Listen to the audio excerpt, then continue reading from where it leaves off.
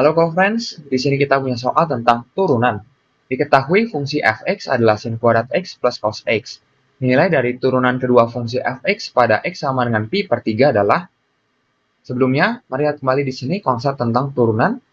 Untuk y yang sama dengan ax pangkat n, maka dy per dx, yaitu turunan pertama y terhadap x, atau biasa kita notasikan sebagai y aksen, ini sama dengan a dikali n dikali dengan x pangkat n dikurang 1.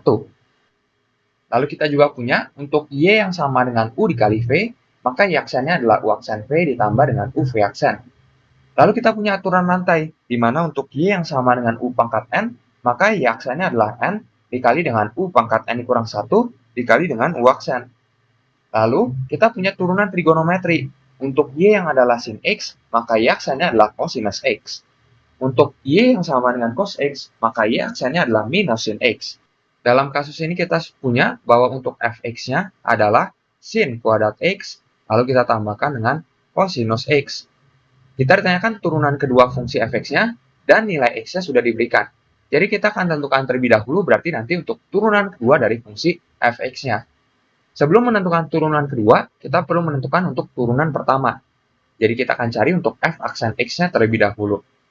Kita dapat turunkan untuk sin kuadrat x, berarti sekarang kita gunakan aturan rantai, di mana pangkat dari sinusnya adalah 2, jadi kita punya 2, dikali dengan sin x-nya, di mana sin x-nya ini pangkat 1, dikalikan dengan turunan dari sinusnya, yaitu cosinus. Jadi kita kalikan dengan cosinus x. Lalu untuk turunan dari cosinus x, tentunya adalah minus sin x. Berarti ini menjadi dikurang dengan sin x. Sekarang kita dapat tentukan untuk f double aksen x, berarti ini adalah turunan keduanya. Di sini perhatikan bahwa 2 hanya sebagai pengali, jadi kita biarkan. Lalu untuk sin x cos x, berarti kita dapat gunakan untuk aturan perkalian pada turunan, jadi kita gunakan konsep yang ini. Perhatikan bahwa jika kita misalkan untuk sin x-nya ini sebagai u, cos x-nya sebagai v, berarti u aksennya adalah turunan dari sin x yang adalah cos x, kita kalikan dengan v-nya yang adalah cos x juga. Lalu kita tambahkan dengan U-nya adalah sin X, dan V aksennya di sini adalah turunan dari cosinus X, yaitu minus sin X. Lalu di sini, untuk turunan dari min sin X, berarti menjadi dikurang dengan turunan dari sin adalah cosinus, jadi dikurang dengan cosinus X. Maka dalam kasus ini, perhatikan bahwa kita sudah dapati untuk F double aksen X-nya menjadi 2 yang dikalikan dengan cosinus kuadrat X, lalu dikurang dengan sin kuadrat X.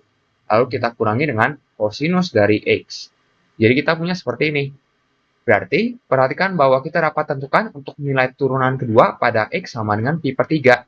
Yang tak lain adalah F double aksen dari pi per 3. Jadi kita substitusikan X-nya adalah pi per 3. Berarti menjadi 2 dikali dengan cos kuadrat dari pi per 3, dikurangi dengan sin kuadrat dari pi per 3, lalu nantinya kita kurangi dengan cosinus dari pi per 3.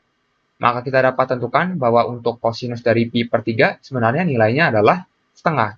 Jadi kita punya di sini setengah dikuadratkan. Lalu untuk nilai dari sin pi per 3 sebenarnya adalah setengah akar 3.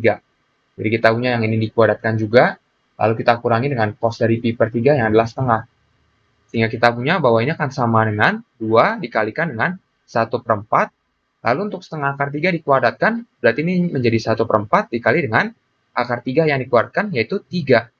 Lalu di sini kita kurangi dengan setengah. Maka ini akan sama dengan 2 dikalikan dengan, berarti 1 per 4 dikurang dengan 3 per 4, kita kurangi dengan setengah.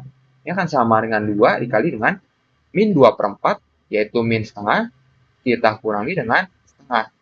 Berarti ini sama dengan minus 1 dikurang dengan setengah, yang sama dengan minus 3 per 2.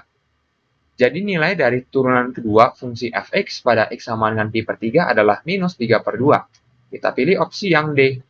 Sampai jumpa di soal berikutnya.